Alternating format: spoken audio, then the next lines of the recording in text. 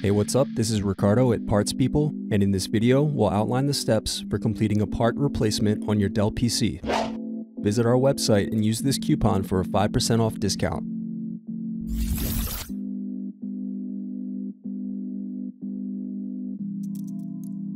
Use thin object to peel off screw covers. Now unscrew and remove base cover.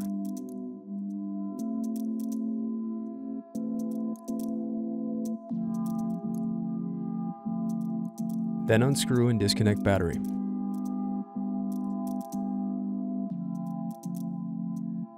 Then remove hinge covers.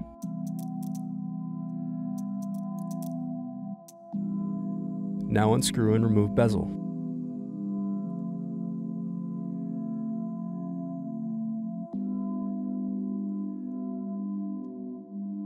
Then unscrew and disconnect LED daughter board.